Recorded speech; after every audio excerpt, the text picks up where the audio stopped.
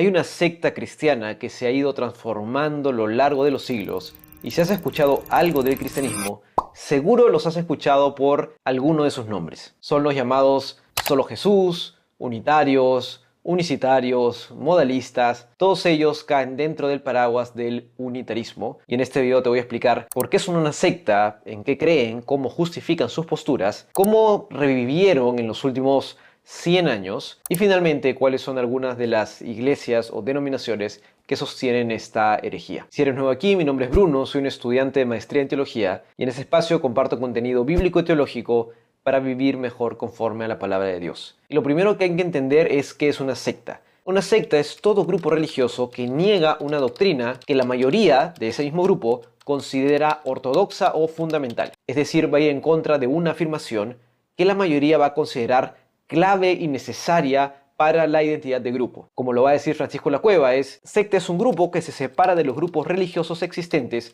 tales como los primeros cristianos se separaron del judaísmo. Es decir, los primeros cristianos fueron considerados una secta judía porque al comienzo la mayoría eran judíos, pero comenzaron a afirmar una doctrina que iba en contra de la esencia del judaísmo. Comenzaron a afirmar que Jesús era Dios. Eso está registrado a lo largo de diferentes historiadores, cristianos y no cristianos, en donde los cristianos se les conocía como aquellos que adoran a Jesús como a Dios. Y dado que eso es algo que el judaísmo no podía sostener, nace el cristianismo, que pasa a ser una confesión de fe diferente. El problema con el unitarismo va a ser que va a insistir en ser cristiano, pero al mismo tiempo va a negar una doctrina fundamental, que es la doctrina de la Trinidad. Va a sostener que Dios no es un ser que subsiste en tres personas, como lo evidencia el texto bíblico, sino que va a decir una de dos cosas: que Jesús no es Dios, por lo tanto es el Hijo de Dios, y es el mismo argumento repetido del arrianismo, de los testigos de Jehová, de los mormones y diferentes cosas, negando la deidad verdadera del Hijo. Y también va a haber otro grupo que les gusta llamarse unicitarios y no unitarios, que también niega la Trinidad, con la diferencia que van a decir que Jesús sí es Dios. Y este grupo va a revivir la vieja herejía del modalismo. ¿Y en qué se basan para afirmar estas doctrinas? Suelen basarse en varios pasajes usuales, la mayoría donde Jesús en el tiempo presente declara que hay alguna distinción, alguna diferencia con respecto al Padre.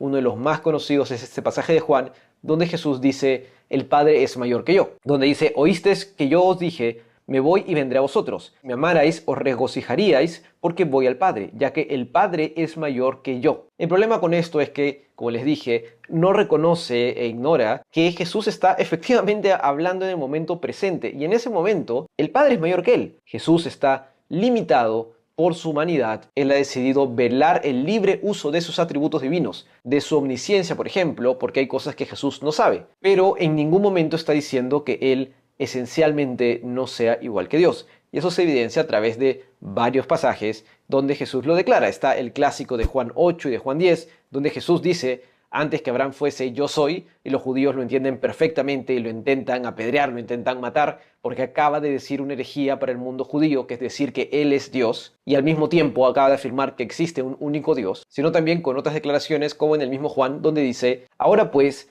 Padre, glorifícame tú al lado tuyo, con aquella gloria que tuve contigo antes que el mundo fuese. Es decir, Jesús, antes de encarnarse, antes de autolimitarse, como va a explicar Pablo en Filipenses, tenía una gloria igual que la del Padre. Como vemos a lo largo de todo el texto bíblico, Dios no comparte su gloria con nadie. Por lo tanto, si Jesús dice que tenía una gloria antes que el mundo fuese igual a la del Padre, está diciendo que Él es Dios. Por lo tanto, cuando dice que el Padre es mayor que Él, se está refiriendo efectivamente al momento presente, cuando está en su ministerio en la tierra, porque está autolimitado, se ha encarnado, es un verdadero ser humano, que pasa hambre, que pasa todas nuestras emociones, sin pecado, pero está autolimitado. El segundo grupo de unitarios o los unicitarios van a ser los que van a afirmar la deidad del Hijo, pero van a negar la Trinidad. Y esto lo van a hacer reviviendo una muy vieja herejía llamada modalismo, cuyo uno de sus mayores exponentes fue Sabelio en el siglo III. Y Sabelio decía que Dios es una sola persona en tres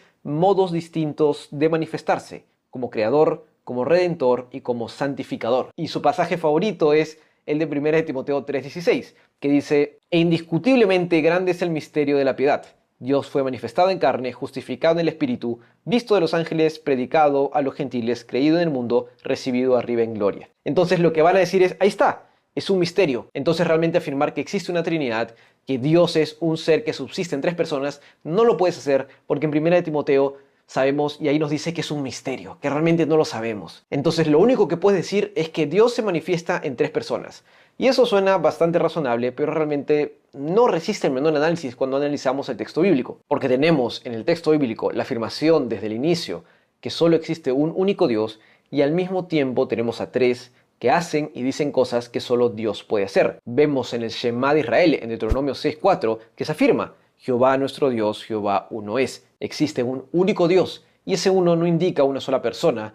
Y es evidente a la luz del texto bíblico porque ese mismo término en hebreo, que es el ejad, se usa para otro pasaje del Antiguo Testamento cuando se dice que el hombre y la mujer se unen en esta relación matrimonial física y pasan a ser uno. Y evidentemente no son una persona, siguen siendo dos personas, pero pasan a ser una unidad. Entonces, efectivamente, la Trinidad afirma que tenemos un único Dios, pero al mismo tiempo tenemos al Padre y el Hijo y el Espíritu Santo que hacen y dicen cosas que solo Dios puede hacer. Y hasta aquí se podría llegar al modalismo, porque el modalismo va a decir eso: no, los tres son Dios. Lo que pasa es que son formas en las que Dios se manifiesta.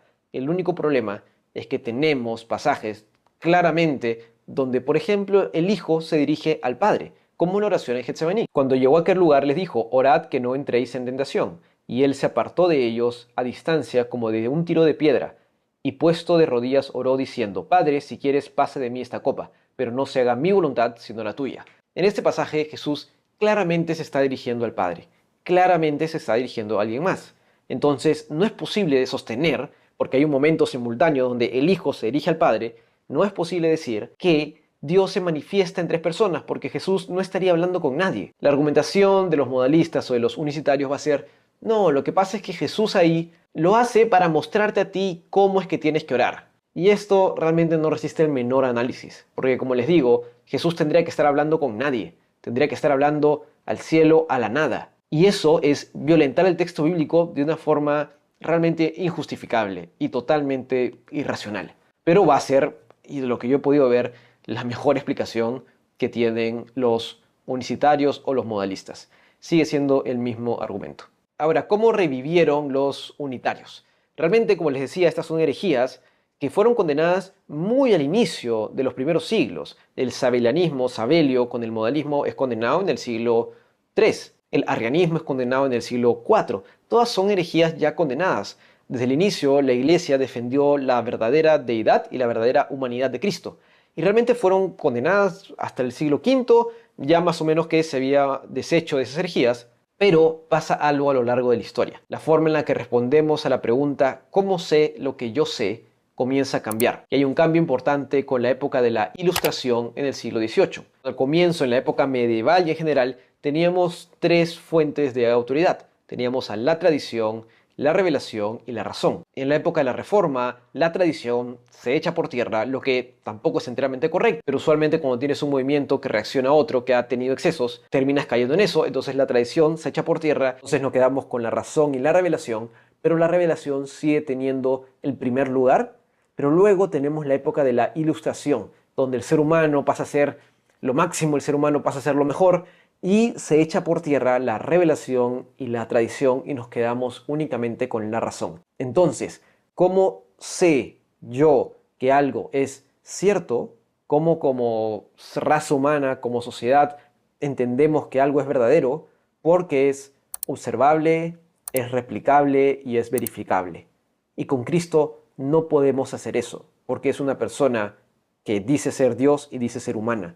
Es decir, tiene dos naturalezas. Y no podemos ni verificar ni replicar eso. Por lo tanto, si eso no se puede replicar y verificar, debe no ser cierto. Y esto tiene mucha pegada en Estados Unidos, en el comienzo de la formación del país que hoy entendemos como Estados Unidos, al punto que los padres fundadores eran unitarios, porque consideraban irracional que Jesús sea verdaderamente hombre y verdaderamente Dios. Y tenemos citas de Thomas Jefferson y de Benjamin Franklin, una de las cuales, por ejemplo, dice: si las doctrinas de Jesús hubieran sido predicadas siempre tan puras como salieron de sus labios, todo el mundo civilizado ahora habría sido cristiano. Me alegro de que en este bendito país de libre investigación y creencia, que no ha entregado su credo y su conciencia ni a reyes ni a sacerdotes, esté reviviendo la doctrina genuina de un solo Dios, y confío en que no haya un solo joven viviendo ahora en Estados Unidos que no morirá como unitario. Thomas Jefferson era unitario. Él creía que esa era la forma verdadera de Jesús, la forma verdadera del Evangelio, y que lo habíamos perdido a lo largo de los siglos, que se había tergiversado porque no encuentra racional que Jesús pueda tener dos naturalezas. De la misma forma, John Adams va a decir: esta revelación ha hecho seguro que 2 y 1 son 3, y que 1 no es 3, ni 3 pueden ser 1. Nunca podremos estar tan seguros de ninguna profecía, ni del cumplimiento de ninguna profecía, ni de ningún milagro, ni del diseño de ningún milagro, como lo estamos de la revelación de la naturaleza, es decir, el Dios de la naturaleza, de que 2 más 2 son iguales a 4. Es decir, no tiene sentido que Dios sea un ser que subsiste en 3 personas. Benjamin Franklin tiene una frase famosa que dice: 1 más 1 más 1 no puede ser igual a 1. Eso es simplemente mala matemática. Y ahí es que revive el unitarismo, que es ese muy popular en el siglo XIX. De ahí es que salen los mormones, los testigos de Jehová y los unitarios. Todos nacen más o menos durante el mismo tiempo. Pero entonces, ¿quiénes lo creen hoy en día? Realmente hay algunos grupos, los más conocidos son los grupos pentecostales unidos, que la denominación más grande que cree esto, en su declaración doctrinal oficial que he sacado de su página web, dice: hay un solo Dios, quien se ha revelado a sí mismo como Padre, a través del Hijo, en redención, y como Espíritu Santo por emanación. Jesucristo es Dios manifestado en carne, es Dios y hombre. Y citan a Deuteronomio 6.4, Efesios 4.4, Colosenses 2.9 y 1 Timoteo 3.16, como les digo que es su pasaje favorito. Y si nos fijamos bien, esta declaración doctrinal de la Iglesia Pentecostal Unida es muy parecida a la definición del sabelianismo, que he sacado del diccionario de Francisco La Cueva. Entonces, tenemos que los dos realmente son la misma herejía. Están repitiendo el mismo argumento de hace muchos siglos. Y como expliqué al inicio del video, cae dentro de la definición de una secta, porque va a negar una doctrina fundamental, esencial del cristianismo, de la Biblia, que es que Dios es uno, existe un solo Dios que subsiste en 3 personas divinas. Eso es una verdad innegable a la luz del texto bíblico.